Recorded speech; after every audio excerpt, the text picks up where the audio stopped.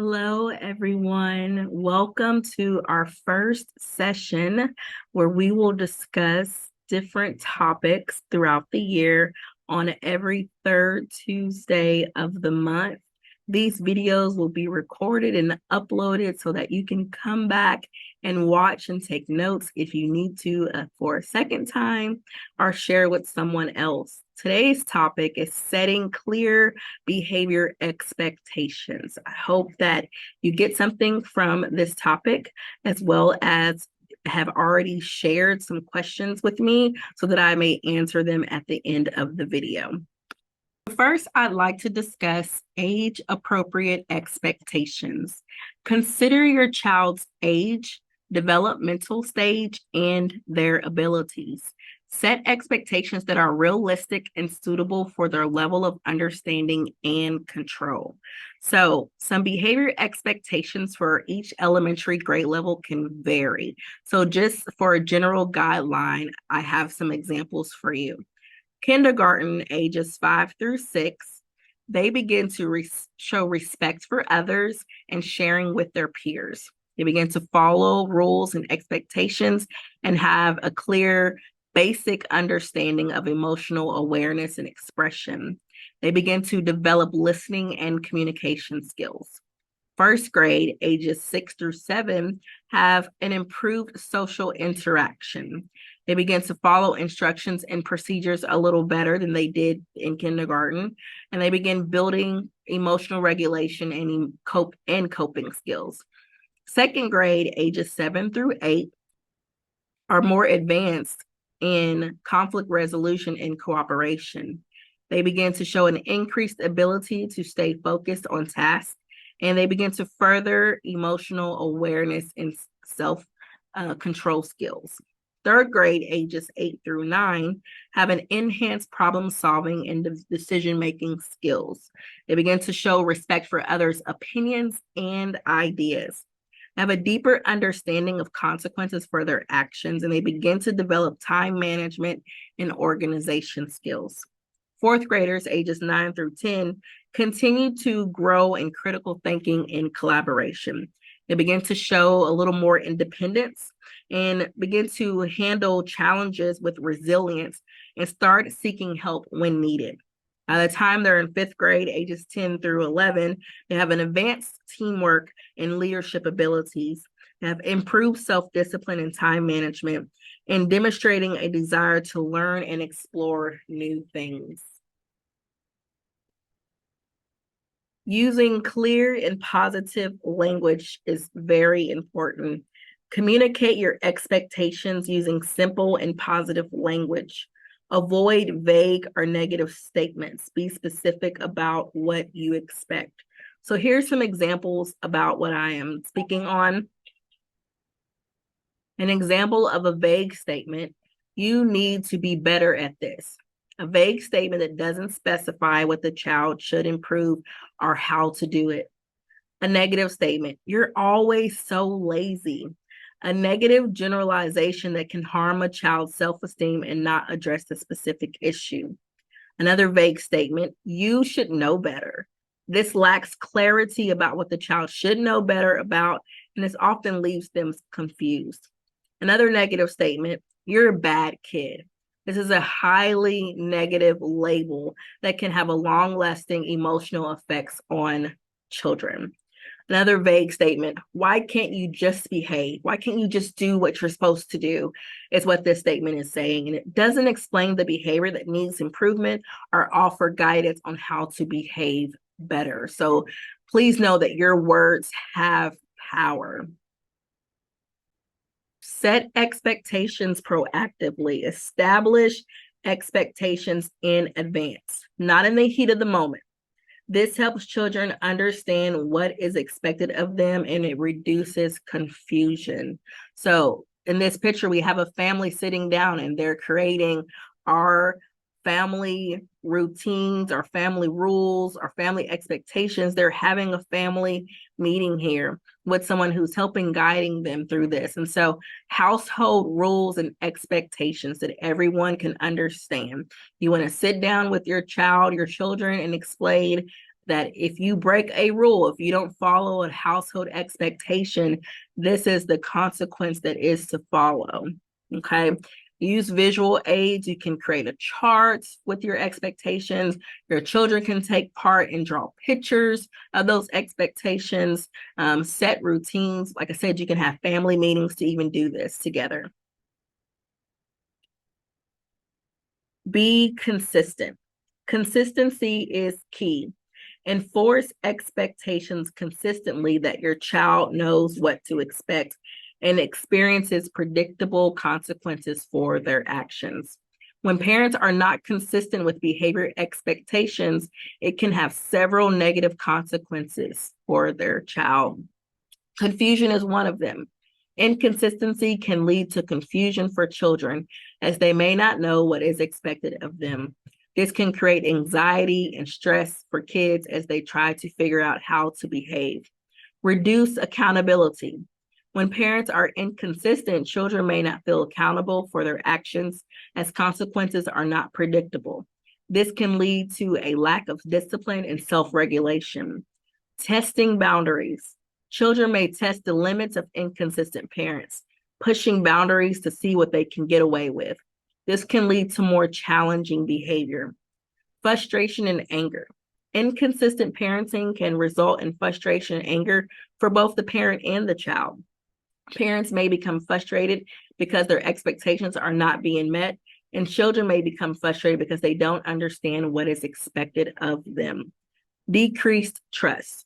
Children may have a harder time trusting their parents when they are inconsistent. Trust is built on reliability and consistency, and when this is lacking, it can strain the parent-child relationship. Ineffective discipline. Inconsistency can make discipline less effective, as children may not take consequences seriously if they are not consistently applied. The importance of consistency, it is vital. So to promote healthy development in a positive parent-child relationship, it's important for parents to work together and strive for consistency in their behavior expectations and consequences for their children. So simply put, be consistent. Be consistent. Your child wants to see this consistency as well. They need this to thrive. Positive reinforcement. This is praising and rewarding your child for meeting or even exceeding your expectations.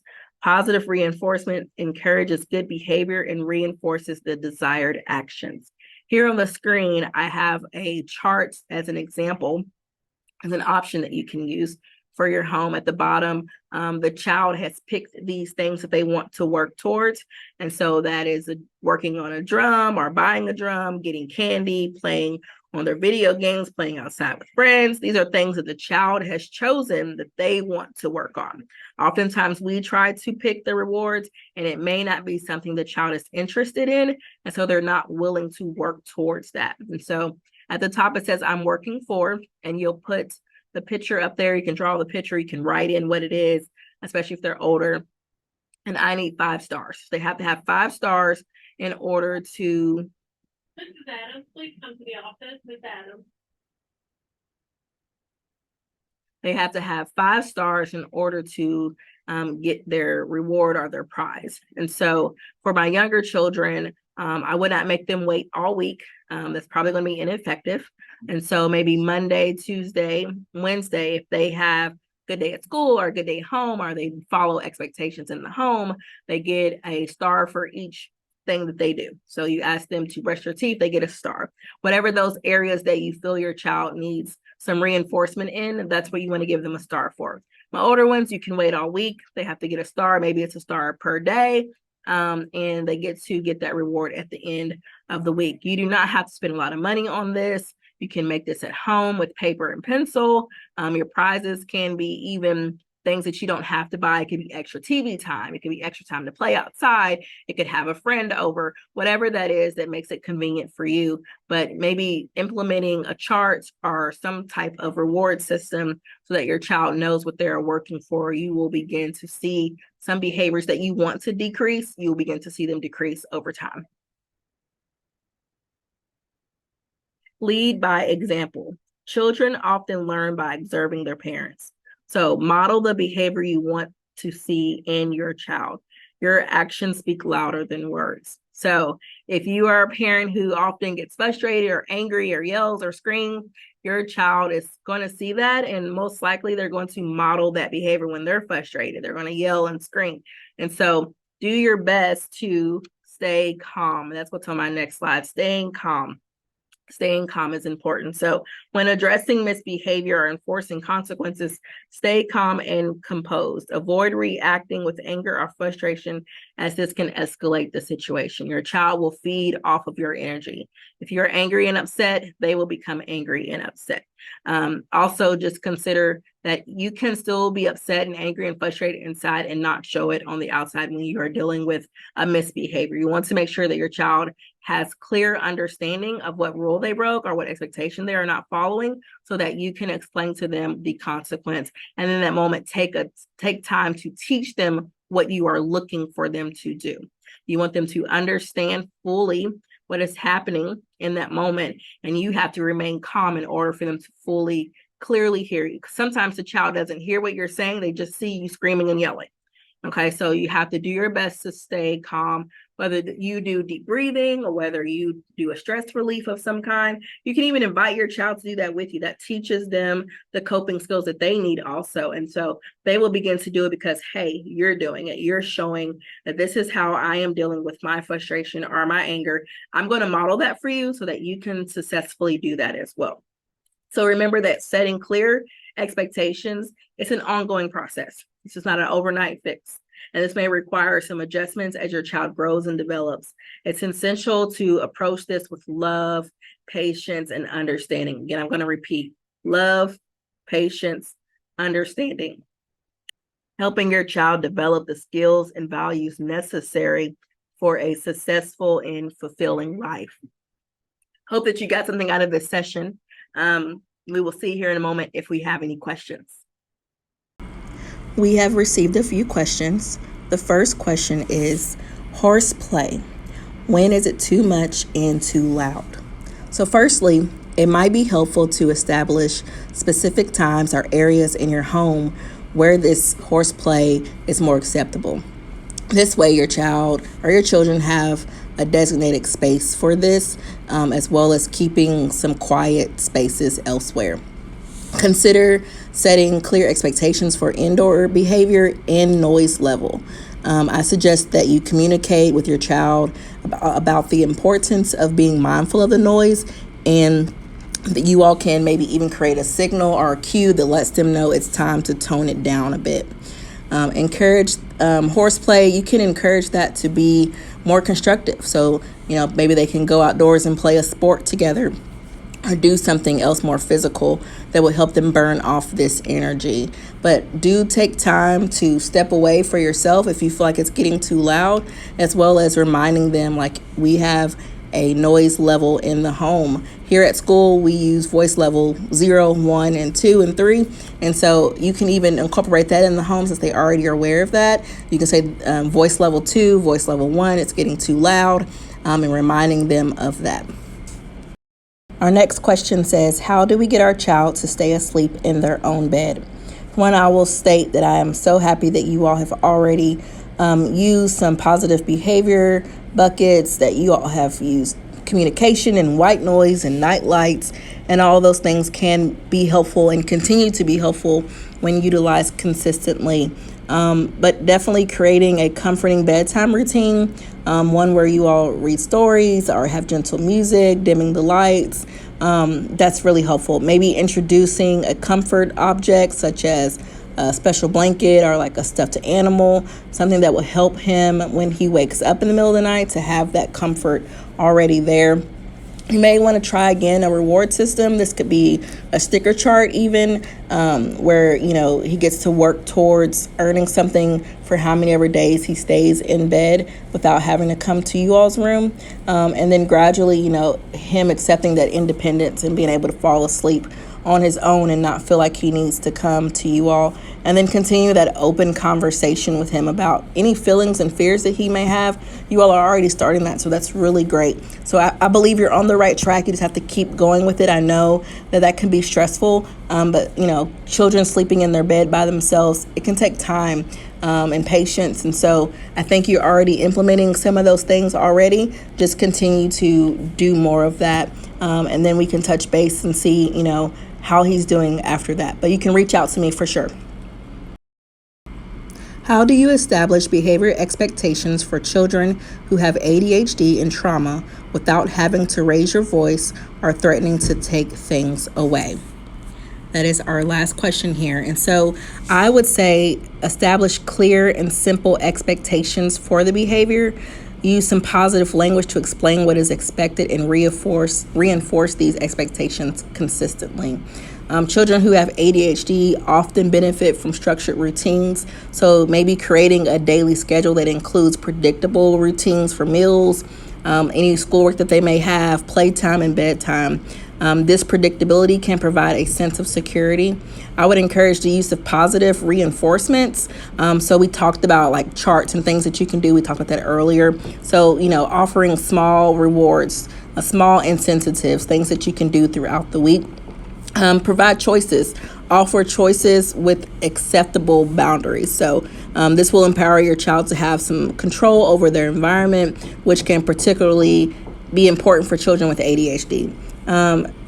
Talking about calming techniques will be very helpful. So teaching them, encouraging them to use calming techniques such as deep breathing, mindfulness, or having a space in the house that they can utilize that it's calming for them. This can help with impulsivity and hyperactivity. And then doing some regular check-ins on their feelings, their concerns, allowing, just for open communication. Would be really very helpful. So I think that you can establish those expected behavior expectations in your home, but just modifying some of those things for them. So breaking down those expectations in a smaller, simplified way so that they understand. And then, all those things that I just mentioned will be very helpful with the structure and the routine and positive reinforcements. So thank you all for taking the time to watch and listen for some tips and tools on how to help with behavior expectations. We will see you all again the third Tuesday of every month.